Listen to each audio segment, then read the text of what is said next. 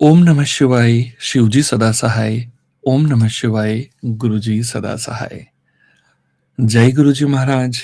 अनंतम अनंतम शुक्राना गुरुजी महाराज। श्री शिव महापुराण रुद्र संहिता चतुर्थ खंड अर्थात कुमार खंड अध्याय 19। ब्रह्मा जी कहते हैं, मुने, जब विकृत स्वरूप वाले गिरिजा पुत्र गजानन व्यग्र रहित होकर जीवित हो उठे, तब गणनायक देवों ने उनका अभिषेक किया। अपने पुत्र को देखकर पार्वती देवी आनंद मग्न हो गई और उन्होंने हर्षातिरेक से उस बालक को दोनों हाथों से पकड़कर छाती से लगा लिया। फिर अंबिका ने प्रसन्न होकर अपने पुत्र गणेश को अनेक प्रकार के वस्त्र और आभूषण प्रदान किए। तदंतर सिद्धियों ने अनेकों विधि विधान से उनका पूजन किया और माता ने अपने सर्व दुखारी हाथ से उनके अंगों का स्पर्श किया। इस प्रकार शिव पत्नी पार्वती देवी ने अपने पुत्र का सत्कार करके उसका मुख चूमा और प्रेम पूर्वक उसे वरदान देते हुए कहा, बेटा, इस समय तुझे बड़ा कष्ट झेलना पड़ा है, किंतु अब तू कृतकृत्य हो गया है। तू धन्य है। अब से संपूर्ण देवताओं में तेरी अग्र पूजा होती रहेगी और तुझे कभी दुख का सामना नहीं करना पड़ेगा। चूंकि इस समय तेरे मुख पर सिंदूर दिख रहा है, इसलिए मनुष्यों को सदा सिंदूर से तेरी पूजा करनी चाहिए। जो मनुष्य पुष्प, चंदन, सुंदर गंध, नैवेद्य, रमणीय आरती, तांबुल और दान से तथा परिक्रमा और नमस्कार करके विधि पूर्वक तेरी पूजा करेगा, उसे सारी सिद्धियां हस्तगत हो जाएंगी और उसके सभी प्रकार के विघ्न नष्ट हो जाएंगे। इसमें लेश मात्र भी संशय नहीं है। ब्रह्मा जी कहते हैं, मुने, महेश्वरी देवी ने अपने पुत्र गणेश से यूं कहकर उसे नाना प्रकार की वस्तुएं प्रदान करके पुनः उसका अभिनंदन किया। विप्र, तब गिरिजा की कृपा से उसी क्षण देवताओं और शिवगणों का मन विशेष रूप से शांत हो गया। तदंतर इंद्र आदि देवताओं ने हर्षातिरेक से शिवा की स्तुति की और उन्हें प्रसन्न करके वे भक्ति भावित चित्त से गणेश देव को लेकर शिव जी के समीप चले। वहां पहुंचकर उन्होंने त्रिलोकी की कल्याण कामना से भवानी के उस बालक को शिवजी की गोद में बिठा दिया। तब शिवजी भी उस बालक के मस्तक पर अपना कर कमल फेरते हुए देवताओं से बोले, यह मेरा दूसरा पुत्र है। तत्पश्चात गणेश जी ने भी उठकर शिवजी के चरणों में अभिवादन किया। फिर पार्वती को, मुझको, विष्णु को और नारद आदि सभी ऋषियों को प्रणाम करके आगे खड़े होकर उन्होंने कहा, यूं अभिमान करना मनुष्यों का स्वभाव ही है, अतः आप लोग मेरा अपराध क्षमा करें। तब मैं, शंकर और विष्णु, इन तीनों देवताओं ने एक साथ ही प्रेम पूर्वक उन्हें उत्तम वर प्रदान करते हुए कहा, सुरवरों, जैसे त्रिलोकी में हम तीनों देवों की पूजा होती है, उसी तरह तुम सबको इन गणेश का भी पूजन करना चाहिए। मनुष्यों को चाहिए कि पहले इनकी पूजा करके तत्पश्चात हम लोगों का पूजन करें।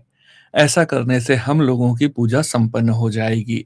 देवगणों, यदि कहीं इनकी पूजा पहले न करके अन्य देव का पूजन किया गया, तो उस पूजन का फल नष्ट हो जाएगा। उसमें अन्यथा विचार करने की आवश्यकता नहीं है। ब्रह्मा जी कहते हैं, मुने, तदंतर ब्रह्मा, विष्णु और शंकर आदि सभी देवताओं ने मिलकर पार्वती को प्रसन्न करने के लिए वहीं गणेश को सर्वाध्यक्ष घोषित कर दिया। उसी समय शिवजी परम प्रसन्न चित्त से पुनः गणेश को लोक में सर्वदा सुख देने वाले अनेकों वर प्रदान करते हुए बोले। शिवजी ने कहा, गिरिजानंदन, निसंदेह मैं तुम पर परम प्रसन्न हूं। मेरे प्रसन्न हो जाने पर अब तू सारे जगत को ही प्रसन्न हुआ समझ। अब कोई भी तेरा विरोध नहीं कर सकता। तू शक्ति का पुत्र है, अतः अत्यंत तेजस्वी है। बालक होने पर भी तूने महान पराक्रम प्रकट किया है, इसलिए तू सदा सुखी रहेगा। विघ्न नाशक के कार्य में तेरा नाम सबसे श्रेष्ठ होगा। तू सबका पूज्य है, अतः अब मेरे संपूर्ण गणों का अध्यक्ष हो जा। इतना कहने के पश्चात महात्मा शंकर अत्यंत प्रसन्नता के कारण गणेश को पुनः वरदान देते हुए बोले, गणेश्वर, तू भाद्रपद मास के कृष्ण पक्ष की चतुर्थी तिथि को चंद्रमा का शुभोदय होने पर उत्पन्न हुआ है। जिस समय गिरिजा के सुंदर चित्त से तेरा रूप प्रकट हुआ, उस समय रात्रि का प्रथम प्रहर बीत रहा था। इसलिए उसी दिन से आरंभ करके उसी तिथि में तेरा उत्तम व्रत करना चाहिए। यह व्रत परम शोभन तथा संपूर्ण सिद्धियों का प्रदाता है। वर्ष के अंत में जब पुनः वही चतुर्थी आ जाए, तब तक मेरे कथनानुसार तेरे व्रत का पालन करना चाहिए। जिन्हें संसार में अनेकों प्रकार के अनुपम सुखों की कामना हो, उन्हें चतुर्थी के दिन भक्ति पूर्वक विधि सहित तेरा पूजन करना चाहिए। जब मार्ग शीर्ष मास के कृष्ण पक्ष की चतुर्थी आए, तब उस दिन प्रातःकाल स्नान करके व्रत के लिए ब्राह्मणों से निवेदन करें। पूर्वोक्त विधि से उपवास करें। फिर धातु की, मूंगे की, श्वेत मदार की अथवा मिट्टी की मूर्ति बनाकर उसकी प्राण प्रतिष्ठा करें और भक्ति भाव से नाना प्रकार के दिव्य गंधों, चंदनों और पुष्पों से उसकी पूजा करें। पुनः रात्रि का प्रथम प्रहर बीत जाने पर स्नान करके दुर्वा दलों से पूजन करना चाहिए। यह दुर्वा जड़ रहित, 12 उंगल लंबी और 3 गांठों वाली होनी चाहिए। ऐसी 100 अथवा 21 दुर्वा से उस स्थापित प्रतिमा की पूजा करें। तत्पश्चात धूप, दीप, अनेक प्रकार के नैवेद्य, तांबुल, अर्घ्य और उत्तम उत्तम पदार्थों द्वारा गणेश जी की पूजा करें और स्तवन करके उसके आगे प्रणिपात करें। यूं गणेश की पूजा करने के पश्चात बाल चंद्रमा का पूजन करें। तत्पश्चात हर्ष पूर्वक ब्राह्मणों की पूजा करके उन्हें मिष्ठान का भोजन कराएं। उनके भोजन कर लेने के बाद स्वयं भी नमक रहित मिष्ठान का ही प्रसाद खाएं। फिर गणेश का स्मरण करके अपने सभी नियमों का विसर्जन कर दें। इस प्रकार करने से यह शुभ व्रत पूर्ण होता है। बेटा, यूं व्रत करते करते जब वर्ष पूरा हो जाए, तब व्रती मनुष्य को चाहिए कि वह व्रत की पूर्ति के लिए व्रतोद्यापन का कार्य भी संपन्न करें। इसमें मेरे आज्ञा अनुसार 12 ब्राह्मणों को भोजन कराना चाहिए। व्रती को चाहिए कि वह एक कलश स्थापित करके उस पर तेरी मूर्ति की पूजा करें। तत्पश्चात वेद विधि के अनुसार वेदिका निर्माण करके उस पर अष्टदल कमल बनाएं। फिर उसी पर धन की कंजूसी छोड़कर हवन करें। पुनः मूर्ति के सामने 2 स्त्रियों को और 2 बालकों को बिठाकर विधि पूर्वक उनकी पूजा करें और सादर उन्हें भोजन कराएं। रात में जागरण करें। प्रातःकाल पुनः पूजन करके पुनरागमन के लिए विसर्जन कर दें। बालकों से आशीर्वाद ग्रहण करें, स्वस्ति वाचन कराएं और व्रत की पूर्ति के लिए पुष्पांजलि निवेदित करें। फिर नमस्कार करके नाना प्रकार के कार्यों की कल्पना करें। इस प्रकार जो इस व्रत को पूर्ण करता है, उसे अभिष्ट फल की प्राप्ति होती है। गणेश, जो श्रद्धा सहित अपनी शक्ति के अनुसार नित्य तेरी पूजा करेगा, उसके सभी मनोरथ सफल हो जाएंगे। मनुष्यों को सिंदूर, चंदन, चावल, केत की पुष्प आदि अनेकों उपचारों द्वारा गणेश्वर का पूजन करना चाहिए। यूं जो लोग नाना प्रकार के उपचारों से भक्ति पूर्वक तेरी पूजा करेंगे, उनके विघ्नों का सदा के लिए नाश हो जाएगा और उनकी कार्य सिद्धि होती रहेगी। सभी वर्ण के लोगों को, विशेषकर स्त्रियों को यह पूजा अवश्य करनी चाहिए तथा अभ्युदय की कामना करने वाले राजाओं के लिए भी यह व्रत अवश्य कर्तव्य है। व्रती मनुष्य जिस जिस वस्तु की कामना करता है, उसे निश्चय वह वस्तु प्राप्त हो जाती है। अतः जिसे किसी वस्तु की अभिलाषा हो, उसे अवश्य तेरी सेवा करनी चाहिए। ब्रह्मा जी कहते हैं, मुने, जब शिवजी ने महात्मा गणेश को इस प्रकार वर प्रदान किया, तब संपूर्ण देवताओं, श्रेष्ठ ऋषियों और शिव के प्यारे समस्त गणों ने तथास्तु कहकर उसका समर्थन किया और अत्यंत विधि पूर्वक गणाधीश का पूजन किया। तत्पश्चात शिव गणों ने आदर पूर्वक नाना प्रकार की पूजन सामग्री से गणेश्वर की विशेष रूप से अर्चना की और उनके चरणों में प्रणाम किया।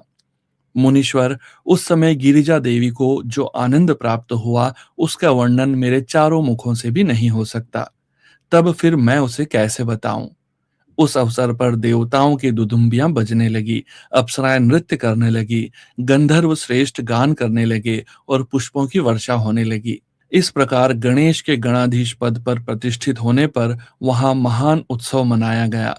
सारे जगत में शांति स्थापित हो गई और सारा दुख जाता रहा।